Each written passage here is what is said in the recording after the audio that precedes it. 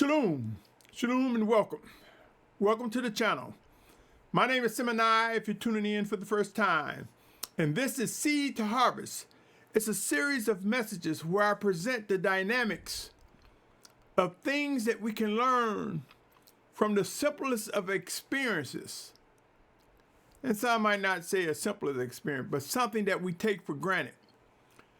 It is my belief that the Almighty Father allow us to experience certain life conditions and situations that provide us with wisdom on how to govern our lives and how to interact with one another in ways that we may take for granted.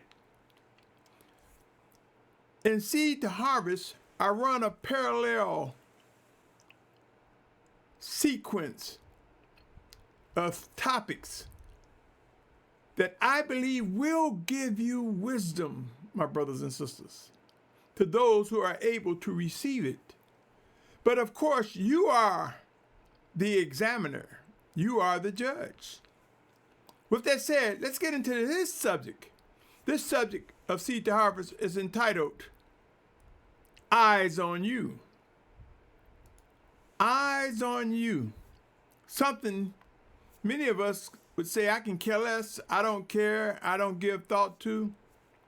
It's not important. But I will present the case where if you are pursuing the will of the Almighty Father, that we are mindful of how we walk, how we talk to one another, how we treat one another. For there are eyes on you.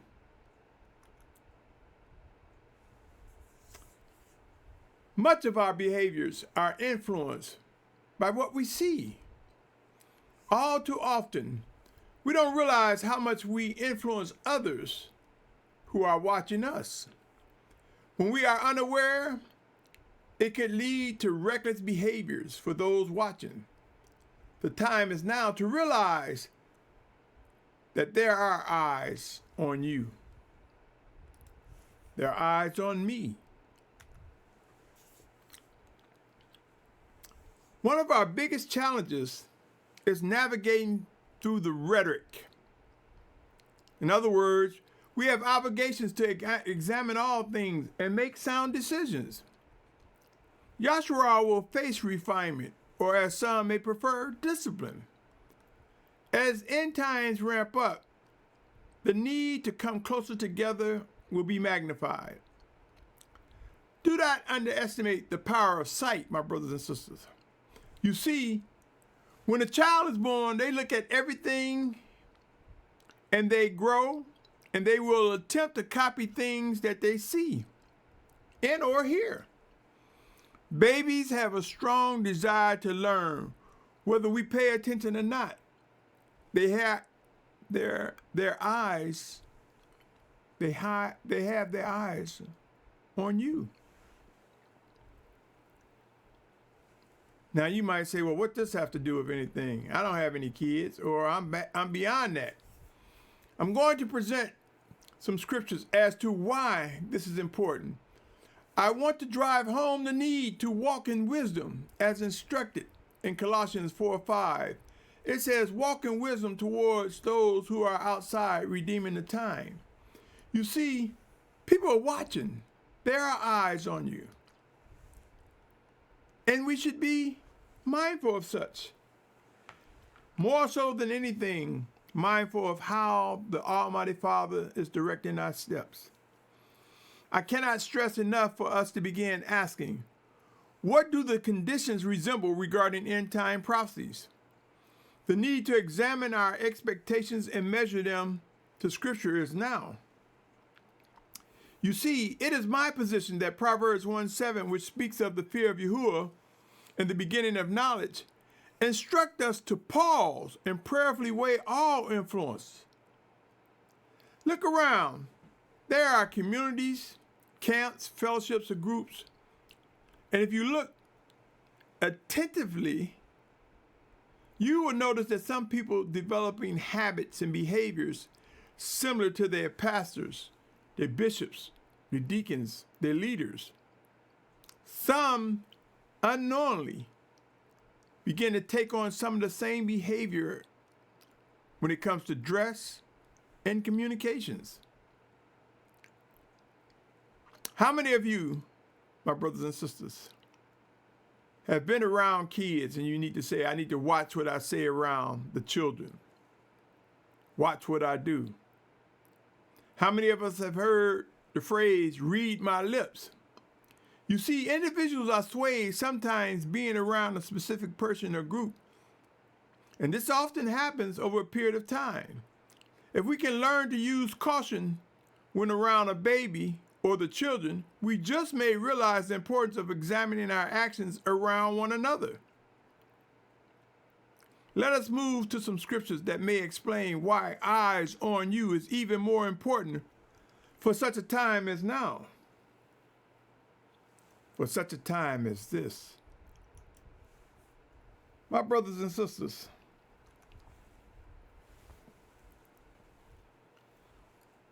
why we must begin to walk wisely, why we must begin to understand the importance of eyes on you. Consider this. Matthew 24, 4 through 11 says, And Yahusha answered, said to them, Take heed that no one leads you astray. For many shall come in my name, saying, I am the Messiah, and they shall lead many astray. And you shall begin to hear of fightings and reports of fightings. See that you are not troubled. For these have to take place, but the end is not yet. For nation shall rise against nation and reign against reign, and there shall be scarcities of food and deadly diseases and earthquakes in places. And all these are the beginning of birth pains. Then they shall deliver you up to affliction and kill you, and you shall be hated by all nations for my name's sake. And then many shall stumble, and they shall deliver up one another, and shall hate one another.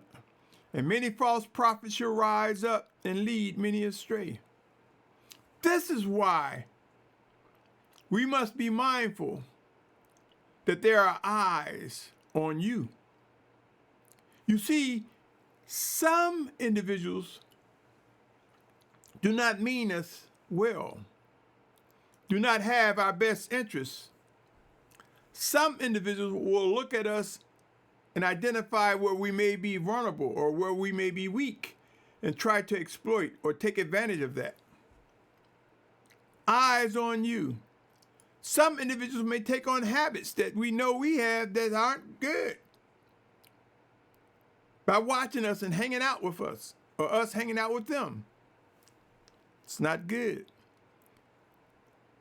The spread of actions or behaviors without giving thought to walking in set apartness can lead one astray. When we reflect on how people will or could be led astray, it should not take much searching to establish influences that may prove to originate from what was seen. You might say, what are you talking about? I'm talking about the things that influence us that sometimes we don't pay attention. Sometimes we don't realize what's influencing us. Let us beware and alert. Consider Proverbs 3, 5, and 6. It says, Trust in Yahuah with all your heart, and lean not on your own understanding. Know him in all your ways, and he makes all your paths straight. So as he work in us, my brothers and sisters, what eyes are on you? Are you leading someone down a path that is righteous and set apart? Are you even mindful of how your actions are interpreted by those who have their eyes on you? Let us also look at Proverbs 25:19. Proverbs 25:19 said, Trust in a treacherous man in time of distress is like a broken tooth or a foot out of joint. We will grow to discern the treacherous man, and as a result of what we see, we will move to make tough decisions. Decisions such as come away from the one that we have our eyes on. Purge such individuals from our midst. Keep in mind that it is important to know that there are physical eyes and spiritual eyes, my brothers and sisters. By discerning and by understanding both, we can discern there are processes for weighing the things we see. We have an obligation, my brothers and sisters, to walk in set apartness, to be a witness to those who are looking at us, those who are around us. Eyes on you. Let's visit Psalms 146:8. Psalm 146:8. For it reads, Yahuah opens the eyes of the blind. Yahuah raises those who are bowed down. Yahuah loves the righteous. It is the Almighty Father Yahuah that will open our eyes so that we can see clearly. Walk with me. Come with me to Proverbs 3:7. It says, do not be wise in your own eyes. Fear Yahuah and turn away from evil. What does that mean? We might think it's okay to show things. Case in point, sometimes people are showing wicked stuff and just telling you, see, I want you to know what's happening and how we need help. Do you know that it is unwise to just be promoting wicked pictures and wicked videos of individuals that are wicked? When we focus on Yahuah, when we study and pray and learn, when we are taught by his set-apart teachers and by those whom he worked through to present things to us, we learn that when we see something that we know is wicked, turn from it. Come away from it.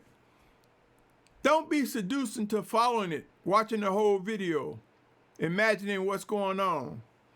Come away from such, for there are those who will rather show you and kill and waste your precious time by showing you all the things that are wicked. Underestimating that if you are a child of the Most High, there are some things that are obviously wicked. Pray and watch. These words will mean something to you, my brothers and sisters. Proverbs 12:15 say, the way of a fool is right in his own eyes, but he who listens to advice is wise. You see, there are those who put on an entertaining show, so to speak, and present alluring actions that sometimes contain empty words or wicked deceptions and behaviors. I strongly encourage each of us to learn what true discernment represents. Learn what it means to step away from the things that we know are wicked. Don't dress it up by saying we got good intentions or you're trying to help someone learn. Let us guard our attention and our time. And when we are exposed to things we know are wicked, come away from it, my brothers and sisters. To take it and show it to somebody else. See what I see? Sometimes may not be the best course of action. Eyes on you, watching what you do, what you say. That applies to me as well. Let me take you to Matthew 13:16 and 17. Matthew chapter 13, verses 16 and 17 reads, and blessed are your eyes because they see, and your ears because they hear. For truly I say to you that many prophets and righteous ones long to see what you see, and did not see it, and to hear what you hear, and did not hear it. Now the question is, the thing that they long to see, what are we doing with what we see and hear? How is that affecting us, O Yahusha, for such a time as this? Let me take you to Hebrews 4:11 through 13. Hebrews chapter 4, verses 11 through 13.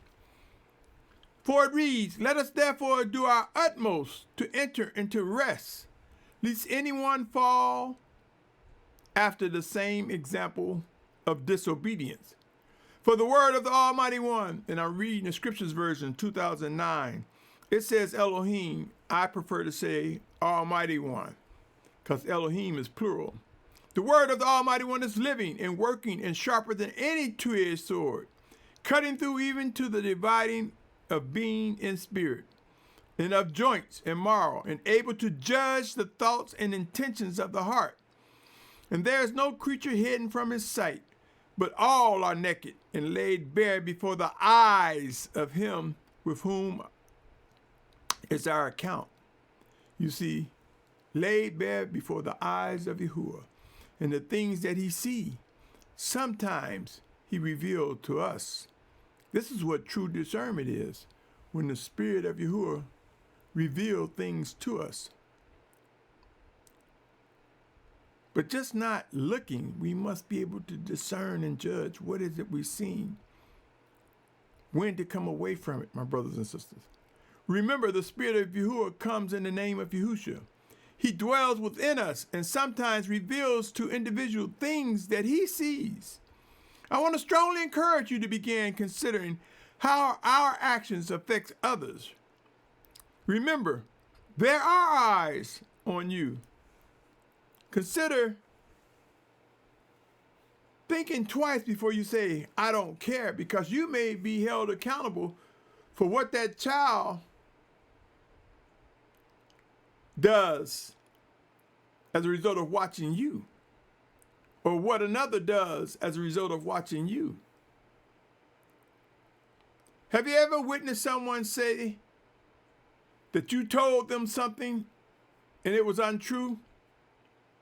You see, there are people who have eyes on you and will interpret your actions just as though you spoke it to them audibly.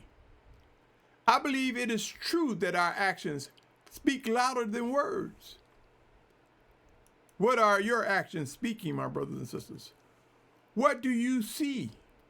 Whose eyes are watching you? Who are you putting your eyes on? You see, there's an inward man, my brothers and sisters.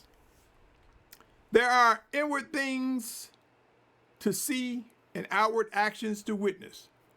Consider these words, my brothers and sisters. Come with me to Matthew 7, chapter 7, verse 15. It reads, but beware of false prophets who come to you in sheep's clothing, but inwardly they are savage wolves. Do you believe that a warning would be given without giving us the ability to know? Do you believe it's discussing, or I should say mentioning, that these false prophets that are in sheep clothing is what we have our eyes on? But do you believe that the Spirit of Yahusha can reveal to us that they are savage wolves inwardly? Could that be equipping us to recognize our spiritual eye? Come with me to 2 Corinthians 4:16. 2 Corinthians 4:16 says, therefore we do not lose heart, but even if our outward man is perishing, the inward man is being renewed day by day. Will we be able to see both? Indeed, we will. To witness the inward man being renewed day by day will require both physical manifestation and spiritual evidence, my brothers and sisters. Eyes on you. There will be no excuses for what we do. We will face refinement as we stumble. We will understand to embrace discipline and rejoice in it. For in the discipline of Yahuah, we are renewed. So be encouraged. Do not be dismayed or fall into this depression, my brothers and sisters, for mistakes that you make. Take a moment and reflect on your actions. Are you satisfied with what someone who has their eyes on you witness? Are you satisfied with the way you're governing yourself? Or are you being selfish? Even if you are being selfish, if you are one who seeks to do the will of the Almighty Father, your actions will not go unexcused.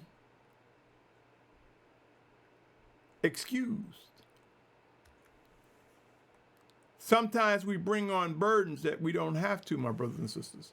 The scriptures instruct us to pray without ceasing. That's communicating with Yahuah. That's speaking and seeking to listen to what he's saying. Whenever we begin to see that this means communication with the Spirit of Yahuah in Yahusha's name, we may just recognize the need to be mindful of what someone sees when they have eyes on you. And that applies to me. Be careful, my brothers and sisters, when our actions are not consistent. People's perception of us may cause them to stumble. Remember, we are many members in one body with the different eyes that are on us. Do we want to set an example? Be an example? Be an encouragement? Yashua, oh Yashua. If someone looks at us and draw conclusions that are not good,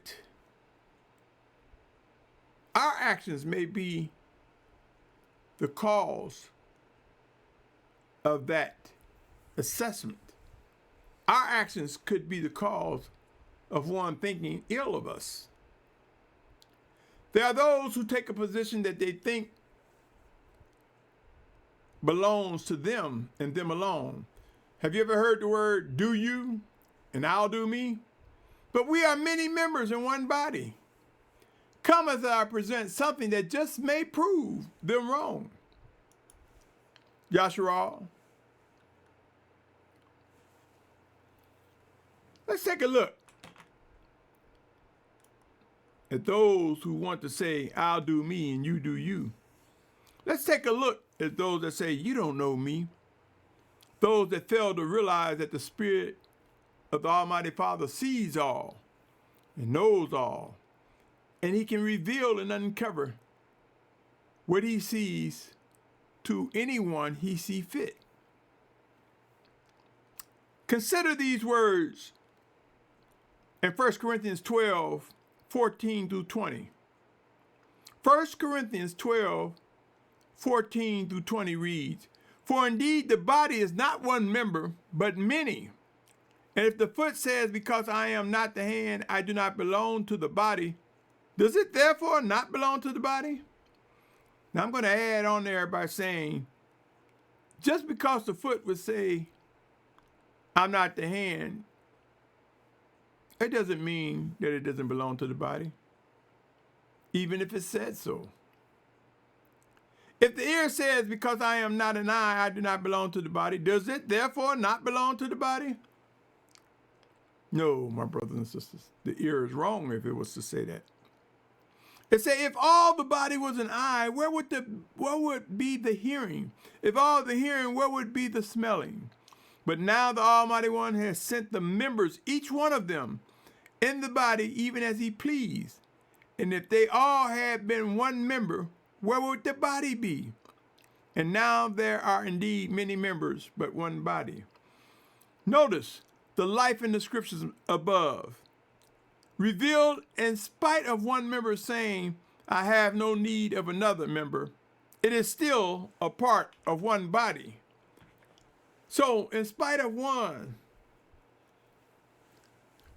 saying, I don't care if you have your eyes on me, I don't care who have eyes on you. Should we? Should we consider many members of one body from a different perspective than what we've done yesterday? For unity will come for Yahusha. Let's visit 1 Corinthians 5:6. It says, your boasting is not good. Do you not know that a little leaven leavens the entire lump? You see, doing things that are unrighteous, that are contrary to scriptures and not thinking much of it, and letting such behaviors remain among the group, the fellowship, the camp, the community, could cause wickedness to spread like a cancer. Galatians 5:9 says, a little leaven leavens all the lump. Eyes on you. Are you presenting something that can influence a greater number of people that are not good? Or are our actions reflecting things of encouragement to one another?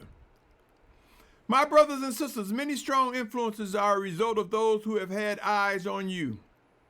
Listen carefully as I pivot to a story about a pot roast. It is my belief that this is a good example of those who have eyes on you. Let me tell you about the story, and many of you may have heard.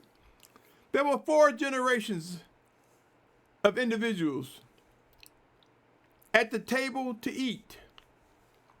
Well, at a time where they would be going to the table to eat. But the 4 different generations were scattered in different rooms. And I may be paraphrasing it or dressing the story up a little bit. But the way the story goes is the youngest out of the 4 generations asked her mother, "Why do you cut the end of a pot roast off?" And the mother said, "I don't know, my mother did it." So the youngest went to the grandmother and said, Grandma, why do you cut the end of a pot roast off?" And the grandma said, "I don't know, my mother did it." And so the child went to the great-grandma.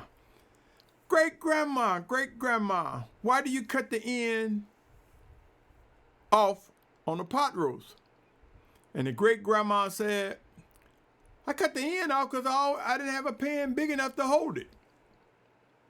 Now the moral to the story is a habit that's passed on from one generation to the next because there were eyes watching,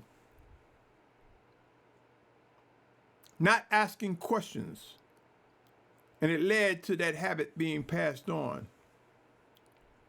Think about it, my brothers and sisters. What have we picked up? Now, as I do oftenly in these recent days, I invite you to go and have a discussion regarding the words "eyes on you." Ask, what does it mean?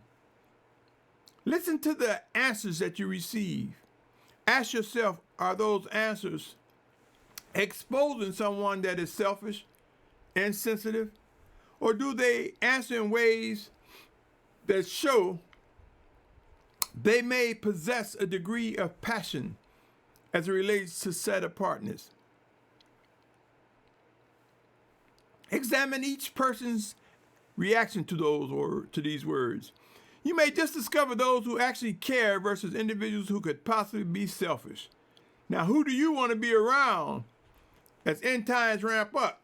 The insensitive person? The person that is not aware of what is needed to be done? Rise up, set apart family. There's much work ahead. Let us be mindful of our actions and our words. Remember, eyes on you covers a wide spectrum. We will see the fruit of our actions one way or another. We may see people mimicking or copying what we do or what we say. Some for the good, some for the bad. But let us be mindful and be swift to yield to correction when we discover we've done wrong. We've demonstrated things that are out of set apartness. Keep these words in mind, my brothers and sisters. Eyes on you. Keep these words top of mind prayerfully as we press into some extreme trying times ahead. Do you know, eyes on you, eyes on me? What decisions we make after we witness certain things will make a difference in these end times. Do we get closer to an individual or do we come away? Do we move in a certain direction or another? Have we learned how to examine and judge the things that we see and know what to do? When? How? Stand firm, O Yahusha. Do not take this message for granted. Value the eyes that we have. Value the eyes that we have. The person watching you, I watching you, eyes on you. Spiritual and physical eyes. Believe it or not, this will encourage us to learn habits that are set apart and walk in set apartness and walk in obedience and walk growing in maturity and set apartness. That's all I have right now, my brother, my sister, my family. Thank you for taking the time to listen. And I pray that something that I said was a little nudge, a little push, a little serving of something that could benefit you, my brother, my sister. My prayer is that we grow to discern the voice of the Spirit of Yahuah who comes to us in the word, the name of his word, Yahusha. And that we witness what is required for us to draw closer together in unity. Pray and watch, O Yahusha. There is much ahead and much to do. On that note, thank you. Consider subscribing, share, like. Let us utilize the algorithm that is offered to us to spread the words that come from the Almighty Father, words of wisdom or life, words that are encouraging or strengthening. Help me, O Yahusha. I also have another channel called White Rose Family. Consider visiting. On that note, Shalom. Shalom and be encouraged.